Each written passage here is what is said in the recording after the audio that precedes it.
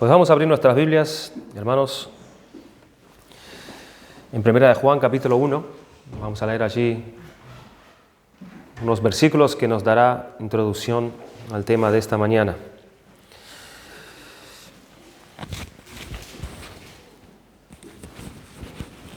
Primera de Juan, capítulo 1. Dice así la palabra del Señor. Lo que era desde el principio, aquí está Juan describiendo al mismo Señor Jesucristo, la experiencia que él y los apóstoles tuvieron con Cristo. Él dijo, lo que era desde el principio, lo que hemos oído, lo que hemos visto con nuestros ojos, lo que hemos contemplado y palparon nuestras manos tocante al verbo de vida, porque la vida fue manifestada y la hemos visto y testificamos y os anunciamos la vida eterna, la cual estaba con el Padre y se nos manifestó. Lo que hemos visto y oído, eso os anunciamos, para que también vosotros tengáis comunión con nosotros, y nuestra comunión verdaderamente es con el Padre y con su Hijo Jesucristo. Estas cosas os escribo para que vuestro gozo sea cumplido. Hemos cantado allí en este himno 241, en la cuarta estrofa, dice que con Dios, aquí en la tierra, mantiene comunión, dice el himno, hablando de su iglesia. Hemos visto aquí en estos versículos, descrito por el apóstol Juan, en estas epístolas escritas por él, que él habla acerca de una comunión. Él habla acerca de este verbo de vida, al cual ellos palparon y pudieron ver y pudieron tener comunión con él. Y él dice que esto que vimos es lo que nosotros le anunciamos, es lo que nosotros le predicamos acerca de lo que vieron. Y el resultado de que ellos reciban y crean en esto que Él les anuncia, tocante a lo que vieron y palparon sus manos, el propósito es para que estos crean en eso y vengan a tener comunión juntamente con ellos, y que a su vez la comunión que ellos tienen es con el Padre y con su Hijo Jesucristo, dando a entender así implícitamente que estos, al creer y al venir a poner su fe y su confianza en ese verbo de vida, ellos iban a tener la misma comunión que tienen ellos con su Padre y con el Hijo, con su Hijo Jesucristo. En este capítulo 27 de nuestra confesión de Londres de 1689 vamos a tratar en un solo mensaje, yo creo que es suficiente para que podamos entender un poco más, a pesar de todo lo que hemos escuchado y conocido ya acerca de lo que se trata la comunión de los santos.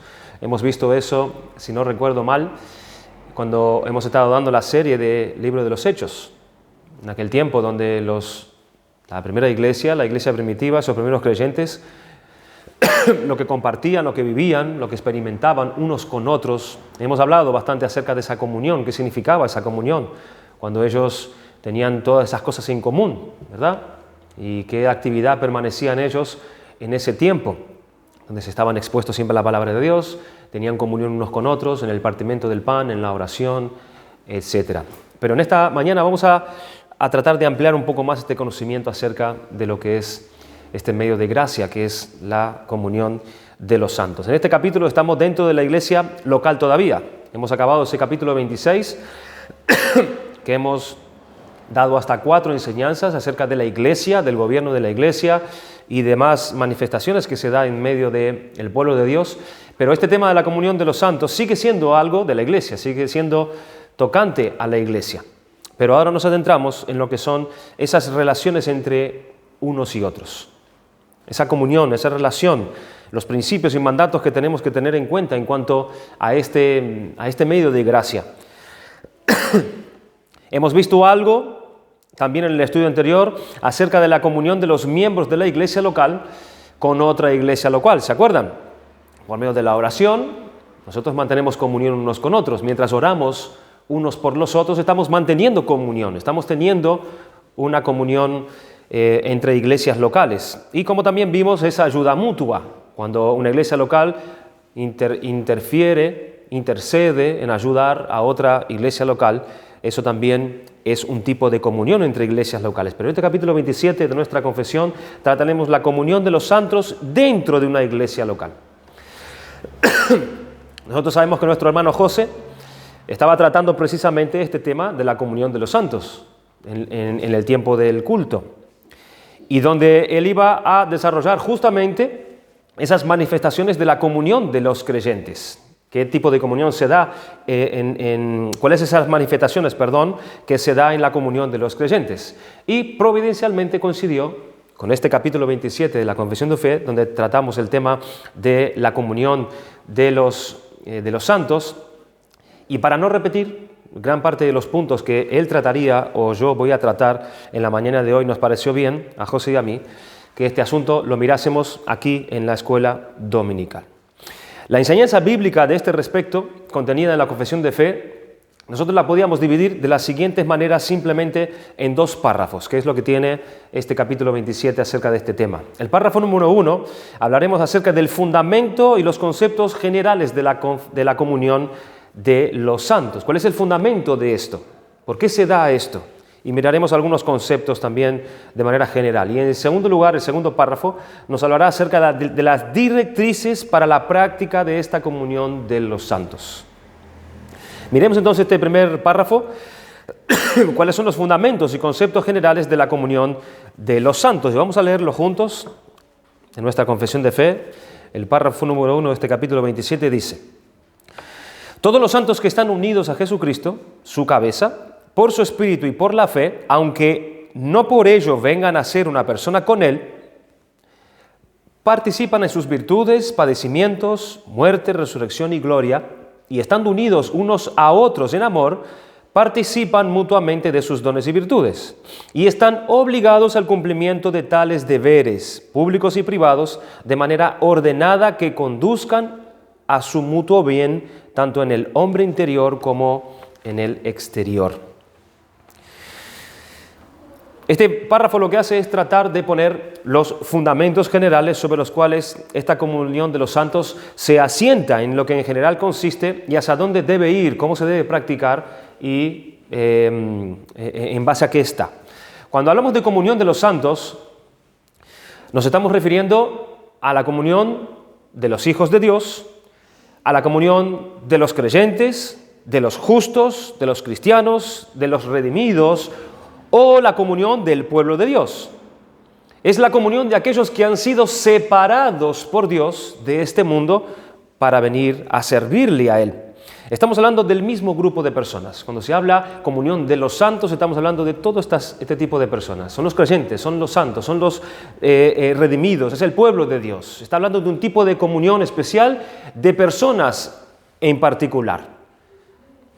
Pero, ¿qué es lo que significa comunión? Sabemos que cuando habla de los santos está hablando de estas personas. Pero ¿qué es lo que significa la palabra comunión? Y ojo, hermanos, porque lo que quiere comunicar esta palabra no es relación.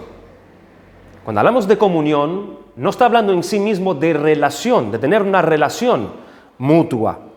Tener comunión no es necesariamente tener una relación. ¿Qué creen ustedes que significa esa palabra comunión? Tener algo en común. Esa sería la definición más precisa de lo que significa esta palabra comunión. Buscando en diccionarios españoles, fíjense las definiciones que dicen que aún no están muy equivocadas.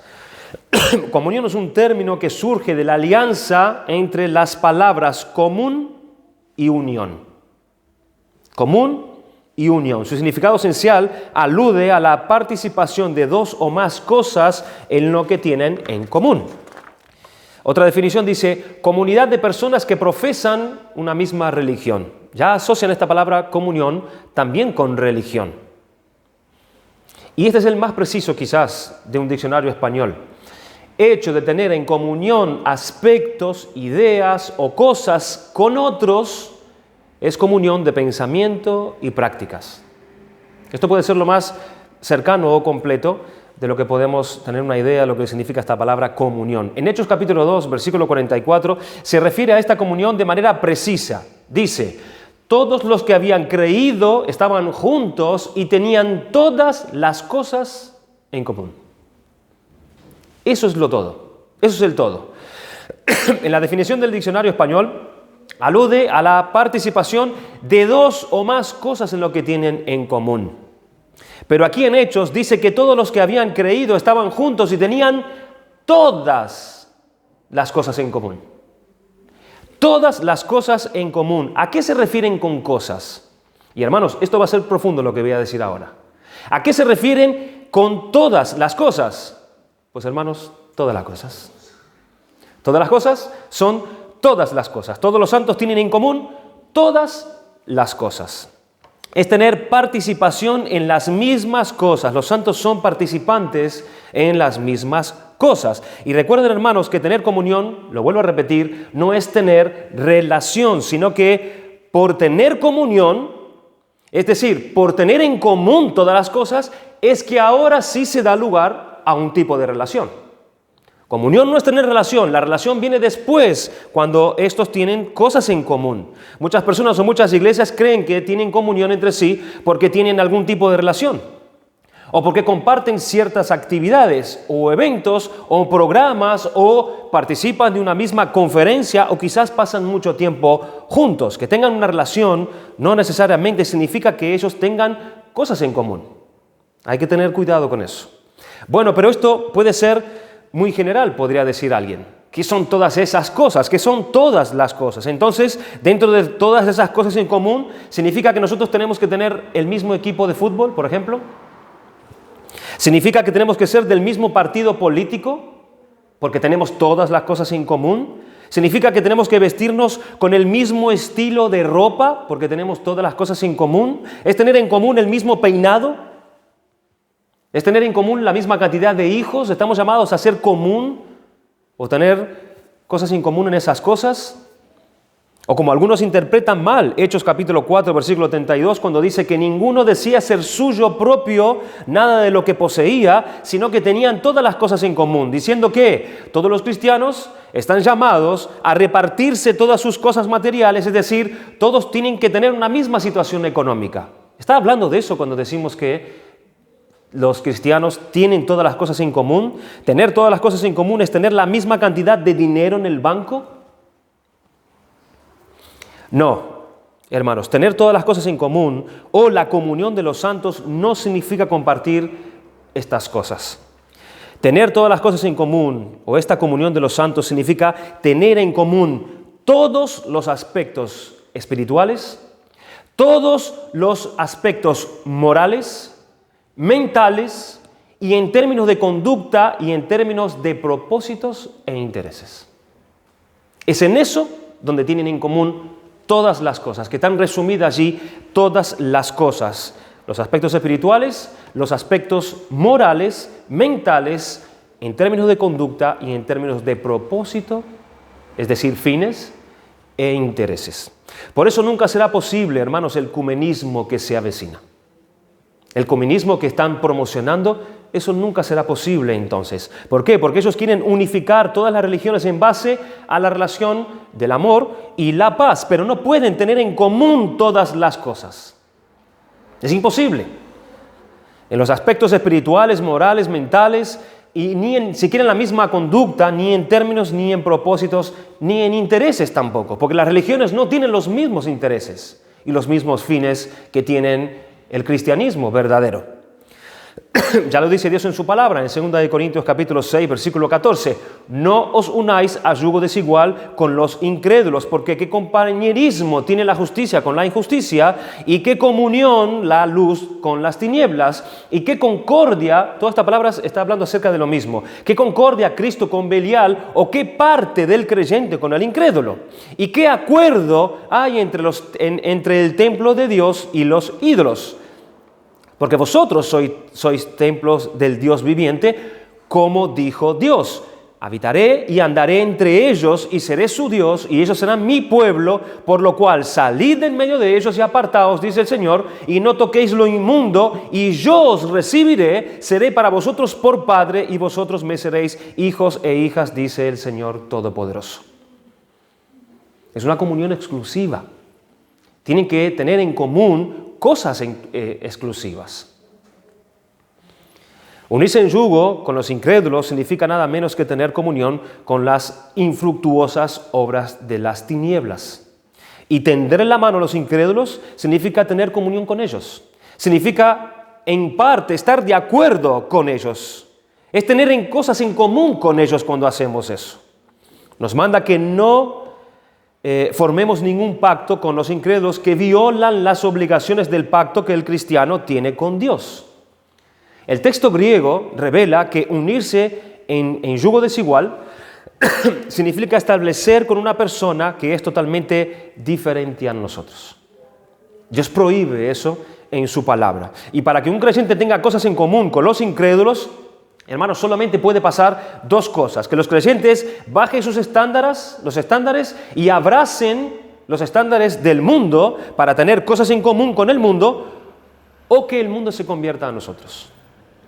Son las únicas dos posibilidades para que así tener comunión o cosas en común con nosotros.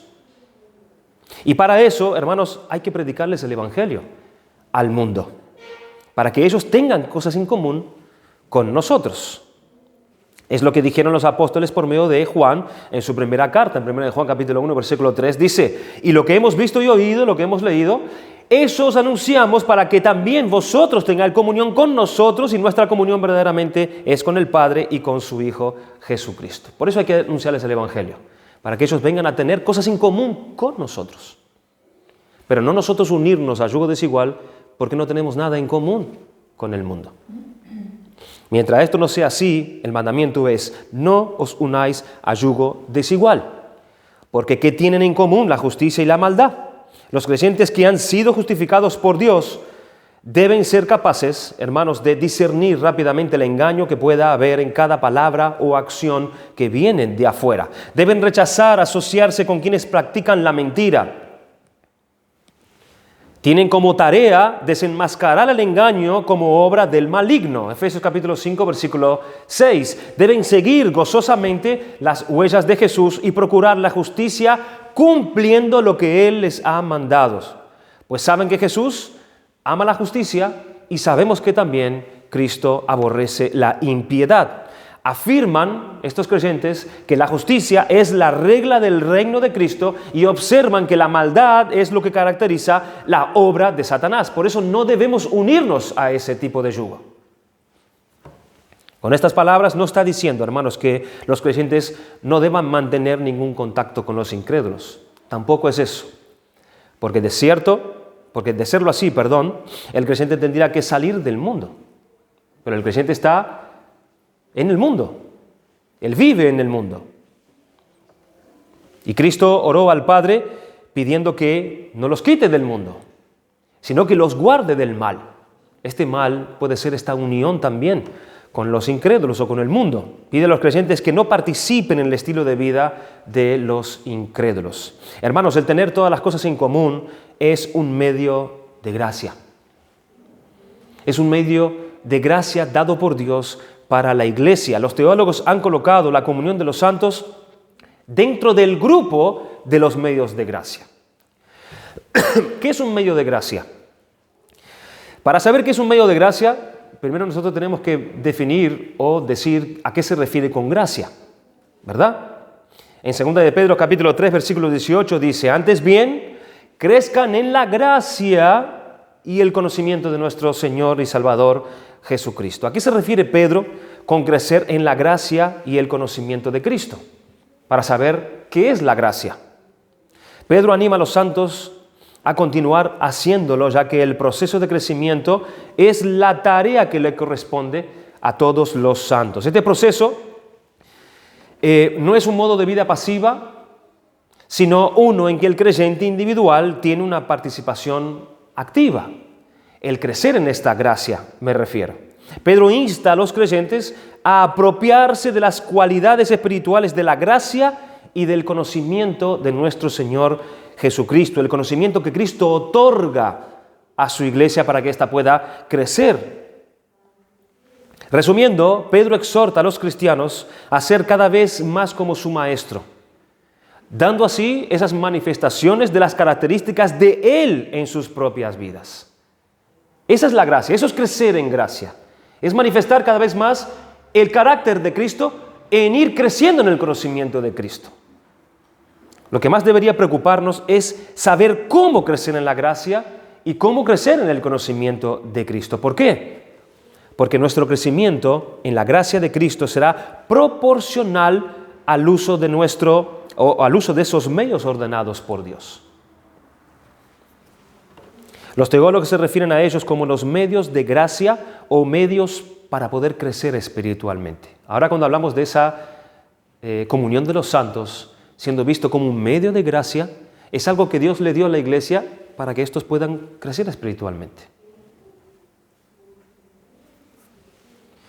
Los medios de gracia son los instrumentos ordenados por Dios que el Espíritu Santo usa a fin de capacitar a los creyentes para recibir a Cristo y los beneficios de la redención de Cristo. Son medios de gracia que el Espíritu Santo usa para capacitar a los creyentes para recibir a Cristo y los beneficios de su redención. J.C. Wright los describe como canales designados a través de los cuales el Espíritu Santo transmite nuevos suministros de gracia al alma y fortalece la obra que Él ha comenzado en el hombre interior. Ven qué importante es esta comunión, hermanos, viéndolo desde esta perspectiva como este medio de gracia dado por Dios para el crecimiento de la iglesia. Son medios principales que Él usa para comunicar a Cristo y sus beneficios para el creyente. John Wesley los definió así: por medios de gracia entiendo las señales exteriores, palabras o acciones ordenadas por Dios para que fueran canales ordinarios por los que Él pueda impartir a las personas la gracia preveniente, justificadora y santificadora. Y más aún, todo el que desee la gracia de Dios debe esperarla por los medios provistos de Dios. Así que miren qué importante es observar los medios de gracia. Porque nadie recibirá ninguna bendición de parte de Dios si no es esperándolas por medio de lo que Dios proveyó para que las recibamos, que son los medios de gracia. Muchas veces nosotros leemos la Biblia u oramos para quizás probar a Dios nuestra obediencia. Estamos leyendo la Biblia y estamos allí estudiando su palabra como que para que Dios vea que somos obedientes a Él.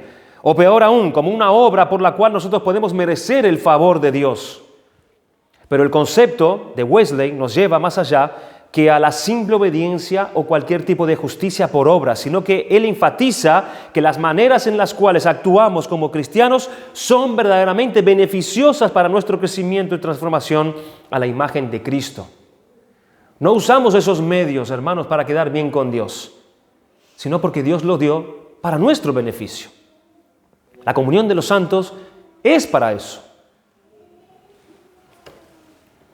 Wesley declaró: el uso de los medios nunca expiará los pecados. Eso solo se logra con la sangre de Cristo. Pero ¿cómo recibimos los beneficios de la expiación de Cristo? Wesley es claro: al asistir a los medios de gracia. La expiación por la sangre de Cristo. Pero recibir los beneficios de la expiación de Cristo es por los medios de gracia. Wells menciona los medios de gracia como aquellos medios de gracia instituidos particularmente. Y Wells se refiere a aquellos medios de gracia a los cuales Cristo mismo amonestó a los discípulos que participaran, tales como la oración, estudiar la Escritura, la Santa Cena, el ayuno y la comunión cristiana. Por la cual Wesley quiso decir que es cuando los cristianos ponen en práctica, en modo de conducta, todo lo que son y han recibido de Cristo Jesús. Es cuando se pone en operación este medio de gracia. Cuando los cristianos ponen en práctica y en modo de conducta todo lo que son y han recibido en Cristo Jesús. Y se dedicaban, dice en Hechos 2:42, continuamente a la enseñanza de los apóstoles, a la comunión, al partimiento del pan y a la oración. Son los medios de gracia que podemos ver más directamente en la palabra de Dios. La comunión de los santos es la actividad práctica de todas las cosas que tienen en común recibidas en su salvación. ¿Les está quedando, hermanos, esto? La comunión de los santos es la actividad práctica de todas las cosas que tienen en común recibidas en su salvación. Lo que hemos recibido en común con Cristo es lo que ponemos en práctica para practicar esta comunión, lo que tenemos en común, que son todas estas cosas. Los medios de gracia son medios que Dios usa para el crecimiento espiritual de sus hijos. Entonces debemos confiar, hermanos, en los medios de gracia para que podamos crecer en la piedad. El gran objetivo de la vida cristiana, ¿qué es? ¿Cuál es? Es conformarse a la imagen de Jesucristo, ¿verdad? Es el objetivo de nuestra vida cristiana. Es ser como Cristo. Es ser igual a Cristo. El cristiano anhela ser influenciado por Cristo a tal grado que cada pensamiento es uno que Cristo pensaría. Queremos pensar como Cristo piensa y que cada acción es una que Él tomaría también. Queremos ser como Cristo. Entonces, ¿cuál es el fundamento de nuestra comunión cristiana? Por cuanto todos los creyentes verdaderos están unidos a Cristo, tienen entonces comunión los unos con los otros. ¿Cuál es el fundamento de nuestra comunión? Es la comunión que tenemos con Jesucristo. Ese es el fundamento. Por eso tenemos comunión unos con otros. Porque cada uno tiene comunión con Cristo al mismo tiempo. Si tengo en común con Cristo todos los asuntos espirituales, entonces comparto eso con los que también lo tienen. Si tengo en común con Cristo todos los asuntos morales, entonces comparto eso con todos aquellos que también lo tienen. Si tengo en común con Cristo la misma mente, la misma conducta, como dice en 1 Juan 2:6, el que dice que permanece en Él debe andar como Él anduvo. Es una manifestación de que yo estoy en Cristo, andando como Cristo anduvo. Si tengo en común con Cristo los mismos propósitos y los mismos intereses, entonces comparto todo eso con los que también lo tienen. Tengo entonces comunión con los que están en Cristo porque comparto y tengo todas las cosas en común con Cristo y con esos que están en Cristo también. La base de nuestra comunión unos con otros es la participación en el conocimiento del Hijo de Dios. Esa es la base. Voy a repetir, la base de nuestra comunión unos con otros es la participación en el conocimiento del Hijo de Dios. 1 Corintios 1:9 dice, fiel es Dios por el cual fuisteis llamados a la comunión con su Hijo Jesucristo nuestro Señor. Hemos sido llamados a la comunión con Cristo. Por eso tenemos comunión unos con otros. La base de nuestra comunión unos con otros también es la participación de compartir en la conciencia los efectos de la sangre, esto es, la muerte de Cristo y de su cuerpo, tal cual es proclamada en los emblemas de la Cena del Señor. Cuando estamos aquí y vamos a compartir la Cena del Señor, cuando nosotros entramos a considerar en nuestras conciencias lo que significa esos elementos y lo que nos lleva a meditar en la muerte de Cristo, en su resurrección y en todo lo que se refiere a todo eso, estamos teniendo comunión unos con otros, en nuestras conciencias. Es la participación de compartir en la conciencia los efectos de la sangre de Cristo, de la muerte de Cristo. 1 Corintios 10:16 dice, la copa de bendición que bendecimos, ¿no es la comunión de la sangre de Cristo? ¿Ven? Esa sangre, esa copa que estamos compartiendo, estamos teniendo comunión en la sangre, en la contemplación de la muerte de Cristo. Sigue diciendo, ¿y el pan que partimos no es la comunión del cuerpo de Cristo? ¿No estamos haciendo memoria y conciencia de lo mismo, teniendo en común eso? Siendo uno solo el pan, nosotros, con ser muchos, somos un cuerpo, pues todos participamos de aquel mismo pan. Nos hacemos uno con Él, teniendo todo eso en común.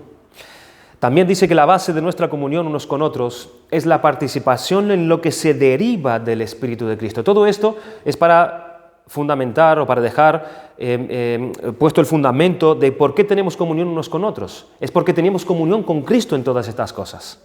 Tenemos comunión en el conocimiento del Hijo de Dios, tenemos comunión en nuestra conciencia de lo que Él hizo a favor de todos nosotros, pero también tenemos comunión unos con otros en la participación en lo que se deriva del Espíritu de Cristo. En 2 Corintios capítulo 13, versículo 14, dice que la gracia del Señor Jesucristo, el amor de Dios y la comunión del Espíritu sean con todos vosotros. Es decir, todos los santos que tienen comunión unos con otros, ellos participan de la misma obra del Espíritu Santo. Tienen comunión en eso, tienen en común eso. El Espíritu Santo está operando tanto en ti como en mí. La misma obra. La base también de nuestra comunión unos con otros es la participación de los sufrimientos de Cristo. Dice en Filipenses 3:10, a fin de conocerle y el poder de su resurrección y la participación o la comunión o tener en común sus padecimientos. Estamos en Cristo y aquí en este mundo nosotros vamos a experimentar el padecimiento de Cristo porque estamos en Cristo. Y si yo que estoy en Cristo voy a experimentar los padecimientos que padeció mi Señor por estar en Él, tú también lo harás y tendremos eso en común.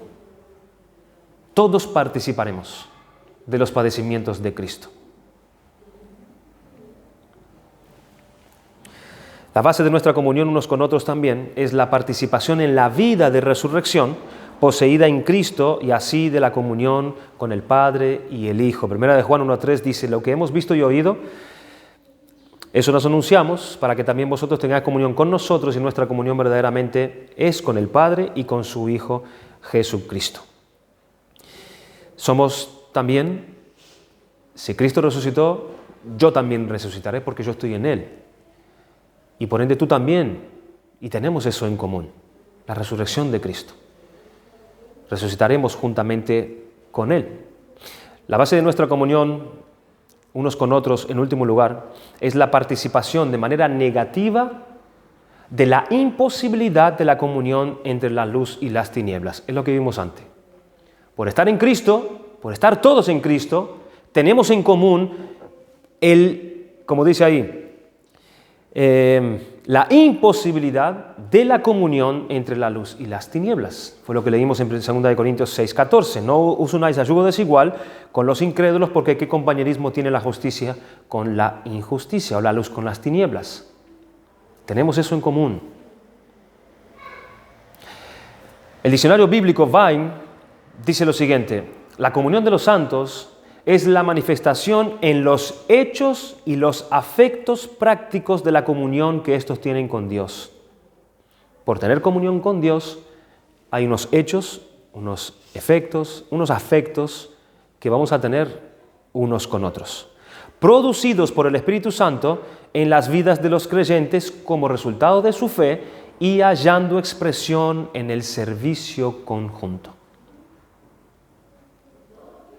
Cuando Cristo nos llama por el Evangelio, es para unirnos a Él. Es para que nosotros vengamos a tener comunión con Él. Nos llama por el Evangelio a eso mismo. Y nuestra comunión con Él quiere decir que participamos con Él de muchas cosas. Participamos con Él de sus gracias, participamos con Él de sus padecimientos, de su muerte, pero también de su resurrección y de su gloria. Todas las bendiciones que podemos tener son las de Cristo, porque es Cristo quien ahora vive en nosotros. Pero cuidado, hermano, con esto. No quiere decir que nosotros perdemos nuestra identidad porque nosotros estamos unidos a Él. No perdemos nuestra identidad.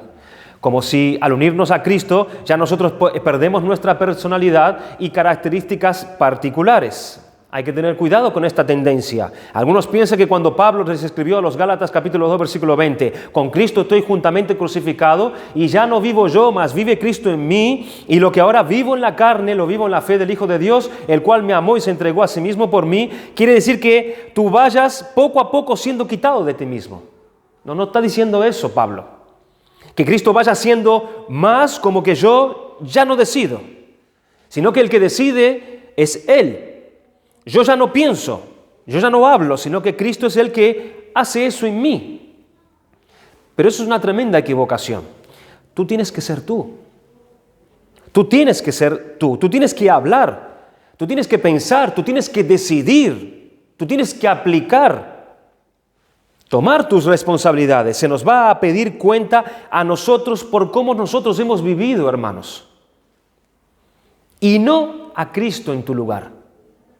No se le pedirá cuenta a Cristo como tú y yo hemos vivido. A Cristo se le pidió cuentas de nosotros, pero cuando Él estaba colgado en aquella cruz el día de su muerte.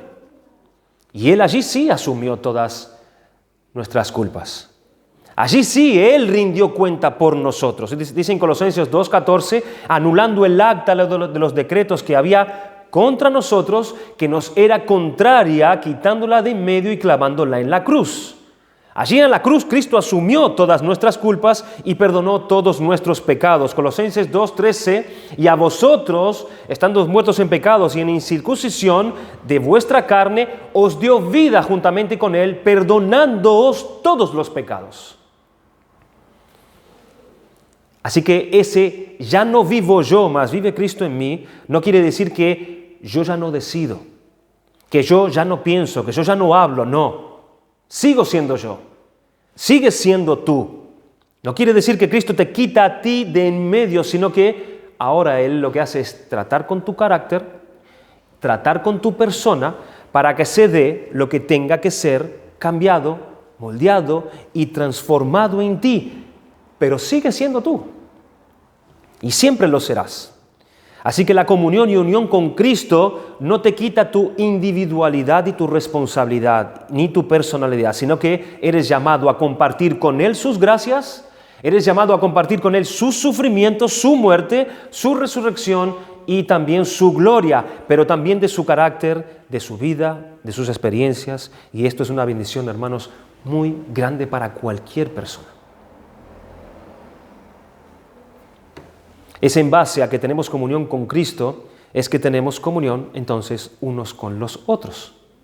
Los que están en Cristo, por estar ahí, estamos en común o en comunión unos con los otros. ¿Y qué implica esto?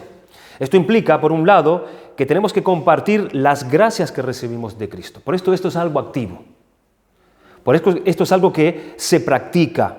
Y además atender las obligaciones y los deberes cristianos que se nos recogen en las epístolas por los apóstoles. Estas son de orden exterior, es decir, allí tenemos responsabilidades de carácter temporales como también responsabilidades de carácter espiritual, o sea, del alma, que es lo que recogemos aquí en este párrafo número 2, las directrices para la práctica de esta comunión de los santos.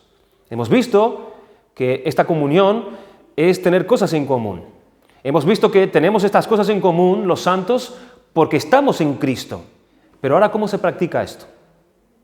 Y bajo estos dos encabezados, de manera externa y de manera interna. Vamos a ver lo que dice este párrafo número 2. Los santos, por su profesión, están obligados a mantener entre sí un compañerismo y comunión santos en la adoración a Dios y en el cumplimiento de los otros servicios espirituales que tiendan a su edificación mutua, así como a socorrerse los unos a los otros en las cosas externas según sus posibilidades y necesidades. Según la norma del Evangelio, aunque esta comunión deba ejercerse especialmente en las relaciones en que se encuentren, ya sea en las familias o en las iglesias, no obstante debe extenderse según Dios da la oportunidad a toda la familia de la fe, es decir, a todos los que en todas partes invocan el nombre del Señor Jesús. Sin embargo, su comunión mutua como santos no quita ni infringe el derecho o la propiedad que cada hombre tiene sobre sus bienes y posesiones. Vamos a ver esto de manera rápida. Directrices y prácticas de esta comunión de los santos. Es decir, que la comunión de los santos no es una cosa mística. No es una cosa que se da solamente en nuestra imaginación o de manera no visible, sino es algo que teniendo su fundamento en la salvación de Cristo y en la comunión con Cristo y los efectos de esto y su vivencia son eminentemente prácticos y visibles dentro de la iglesia local. Y esta práctica está expuesta de la siguiente manera. Estos 3 puntos que vemos aquí en este párrafo que hemos leído. Primeramente, ¿cuáles son esas cosas a compartir y esas obligaciones a tener en cuenta? Que tienes tú y que tengo yo, que tiene cada miembro del cuerpo de Cristo. En segundo lugar, el método en el que esto debe ser llevado a cabo. ¿Cómo es? Y en tercer lugar, la limitación de la práctica en la comunión cristiana. Veamos este primer punto entonces.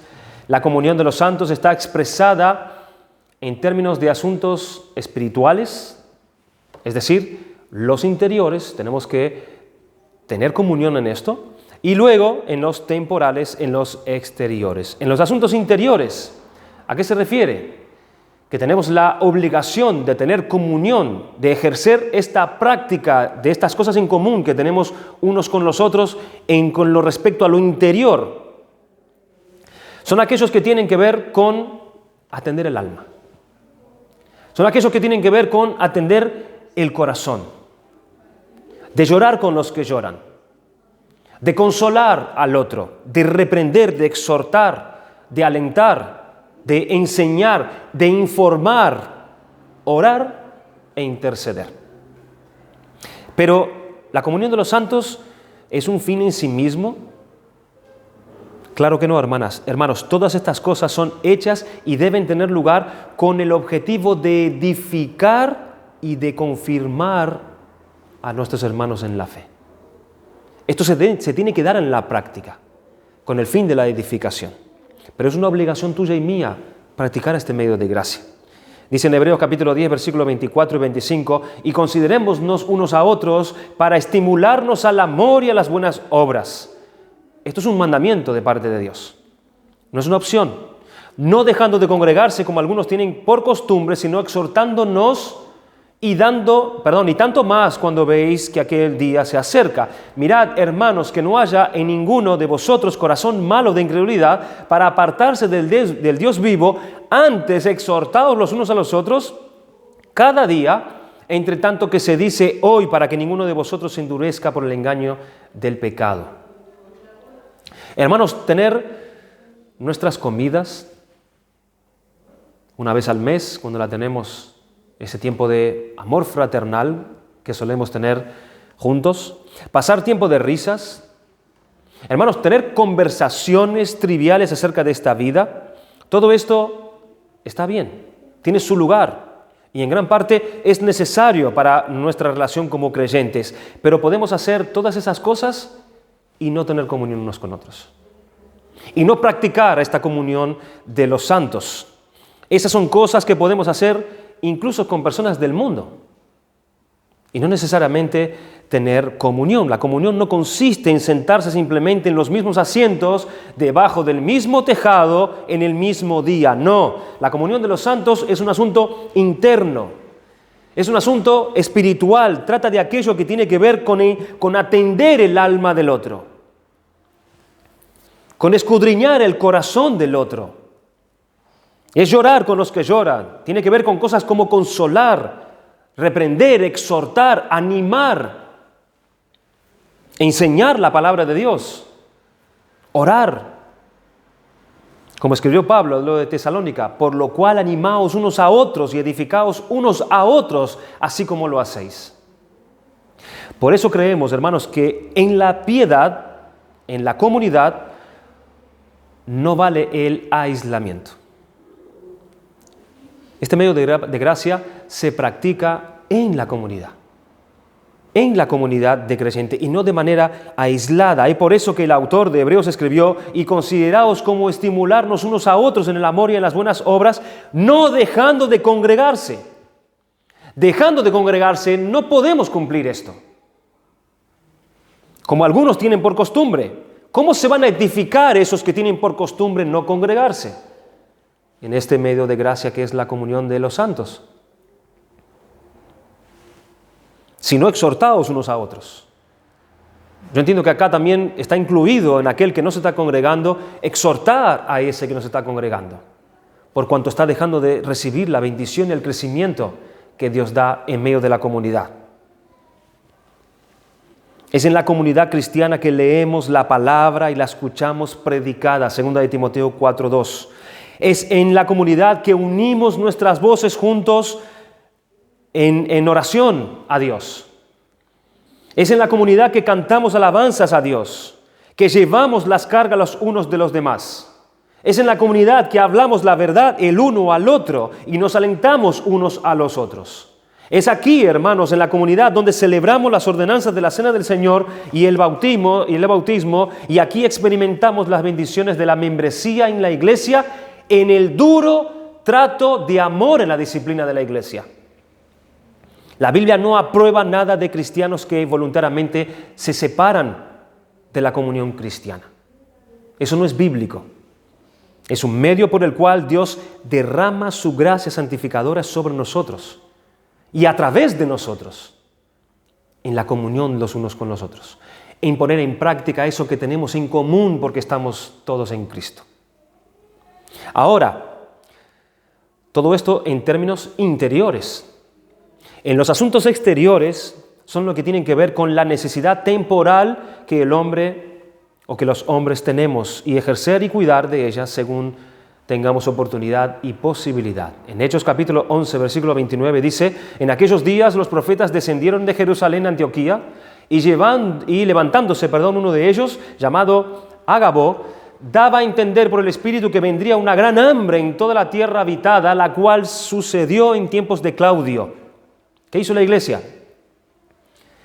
Entonces los discípulos, cada uno conforme a lo que tenía, determinaron enviar socorro a los hermanos que habitaban en Judea. 1 Juan 3:17 dice: pero el que tiene bienes en este mundo y ve a su hermano tener necesidad y cierra contra él su corazón, ¿cómo mora el amor de Dios en él? Hijitos míos, no amemos de palabra ni de lengua, sino de hecho y en verdad. Ejercitar y hacer esto es tener comunión con la iglesia, es tener comunión con los santos. Porque por estar todos en Cristo, tenemos estas obras en común, que es ayudarnos unos a otros de manera externa. ¿Cuál es el método para su ejercicio? Hay que entender que esto con cuidado, hermanos, porque el ejercicio de la comunión, así como en todo ejercicio, hay que ir paulatinamente y tener cuidado para que este tenga un verdadero aprovechamiento. Notemos el orden señalado, dice en la confesión. Dice que primero es a la familia, luego a la iglesia y luego a esas a las que Dios nos presenta oportunidad. Y llega hasta todos los que están en todas partes y que invocan el nombre del Señor. Primero hay que empezar por la familia.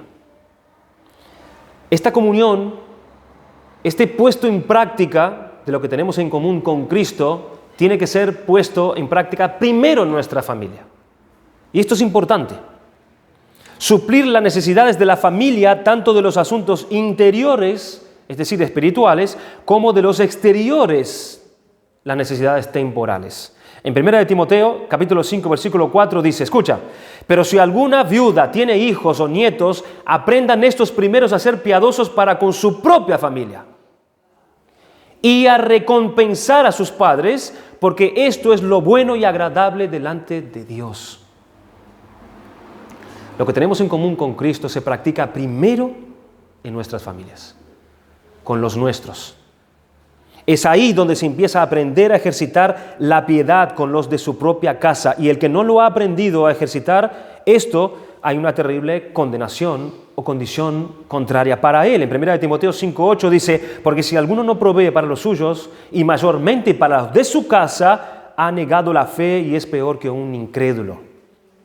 Es peor que un incrédulo y ha negado su fe, no practicando esto primeramente. Hermanos, es atendiendo esta primera faceta que la otra será atendida y se tendrá el entrenamiento debido. Eso quiere decir que antes que estar pensando en las gentes por ahí, antes de estar pensando en las iglesias y en sus necesidades, tienes que empezar a mirar por tu propia casa. Es por ahí donde se empieza y es por ahí donde se ejerce esta piedad y se crece en esta piedad. Tengamos claro que esto no es egoísmo, para nada, sino que es lo que dice la palabra de Dios. Ese es el campo donde uno puede aprender para luego atender a las otras esferas que van a ser más amplias que nuestra casa. Hay quienes son generosos para los de afuera, pero no han aprendido a ser generosos con su familia, que pretenden estar por ahí solucionando problemas fuera cuando no han aprendido a afrontar y a dedicarse los propios problemas que están en su casa. Pues ahí hay un serio problema y eso no es lo que dicen las Escrituras, es lo que enseña el Señor. Que hemos visto en los requisitos de un pastor. En cuanto a esto, un pastor no sabrá llevar bien los asuntos de la iglesia si primero él no sabe llevar bien los asuntos de su casa. Es por ahí donde se empieza. Luego hay que mirar a la iglesia. Primero la casa y luego la iglesia de donde uno es miembro, para lo cual tienes que tener intereses en común, tienes que tener la sensibilidad adecuada, aprovechar las ocasiones y procurarlas para conocer las situaciones de los demás, para poder suplir esas necesidades, para poder orar e interceder por ellos y aportar para la edificación de los otros también. También ser sensible a las necesidades temporales, ya sea para ayudar personalmente o comunicar a las personas apropiadas o encargadas de este asunto, es decir, a los que gobiernan en la iglesia. Primero en casa, practicar lo común que tenemos entre unos y otros, primero practicarlo en casa, luego practicarlo en la iglesia. Luego tenemos también que, como iglesia, mirar y practicar la comunión con otras iglesias de nuestras áreas. ¿Ven el orden? En el sentido que darles nuestra ayuda según se presente oportunidad y también tener la mira en toda la familia de Dios, los que en todas partes conocen y sirven de verdad a nuestro Dios.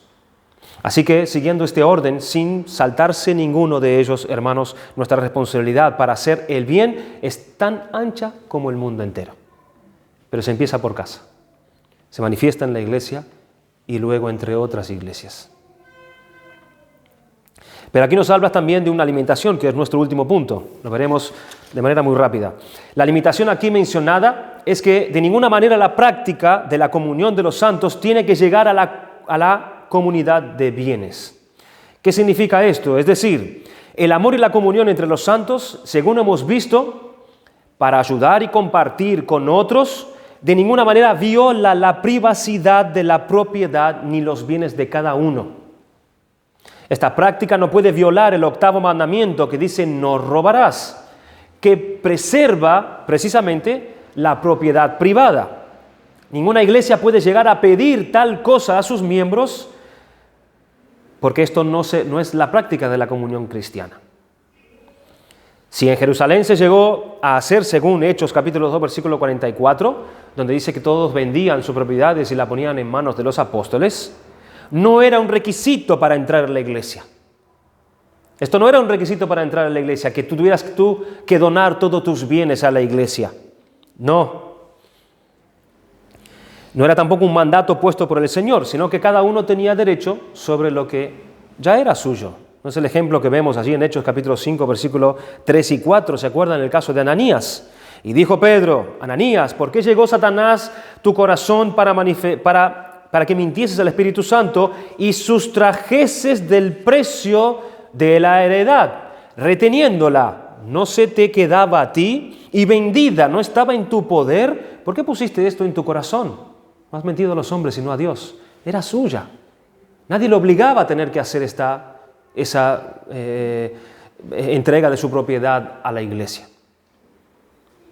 Lo que vemos en Hechos 2:4 era que debido a ciertas necesidades se llegó a esta práctica, pero de manera voluntaria. No era una exigencia, no lo era, ni tampoco lo es hoy en día. Efesios capítulo 4, versículo 28 asume que cada uno tiene que administrar aquello que tiene. El que hurtaba, no hurte más, sino que trabaje haciendo con sus manos lo que es bueno para que tenga que compartir con el que padece necesidad. Tenemos el derecho de administrar lo que Dios nos da. Así que Dios no manda que los pastores vacíen los bolsillos de los miembros. Eso no está en la Biblia. Ni les quiten sus propiedades. Esta horrible práctica no tiene nada que ver con la verdadera comunión de los santos. Así que, hermanos, prestemos entonces atención. ¿A qué tipo de comunión Dios quiere que tenga las iglesias de Cristo? ¿Qué tipo de comunión es la que el Señor nos manda a tener? Dios quiere que nos comprometamos con esas actividades. Dios quiere que nosotros confiemos, hermanos, en esos medios que Él pone, medios para que podamos recibir de su gracia, como lo es la comunión de los creyentes. Dios nos manda a confiar en ellos, porque es por medio de ellos, practicando ellos, es que Dios nos va a bendecir. Debemos confiar en que son los medios designados por Dios para promover el celo por la piedad, para fomentar la piedad y para preservar la piedad hasta el fin en el cuerpo de Cristo. Así, la primera regla de la piedad es confiar en los medios de gracia y debemos aprovechar al máximo las disciplinas que Dios provee y debemos asegurarnos de no perder nuestra confianza en que Dios puede y trabajará a través de esos medios de gracia en la vida de todos nosotros. Es un deseo de Dios y es el deleite de Dios y es Él quien nos manda que observemos estos medios de gracia para poder recibir nosotros su bendición. Quiera Dios que nuestra comunión con Cristo sea una comunión real. Porque por ahí empieza. ¿Cuáles son las cosas en común que tengo con Cristo? ¿Las estoy practicando? ¿Estoy observando aquello que tengo en común con Cristo? ¿O más bien mi vida no refleja la comunión, las cosas en común que tengo con mi Salvador? ¿Qué cosas practico que son contrarias a lo que Cristo tiene o es? Esa comunión con Cristo también será el conducto para que tengamos la comunión con aquellos que son de Cristo, empezando por nuestra propia casa, nuestra familia, así llegue a nuestra iglesia y de ella pueda extenderse a todo el pueblo de Dios según Dios nos dé la oportunidad, para así edificarnos, para así tener el crecimiento que Dios quiere dar a la iglesia en esa comunión que debemos tener unos con otros. Vamos a dar gracias al Señor por su palabra.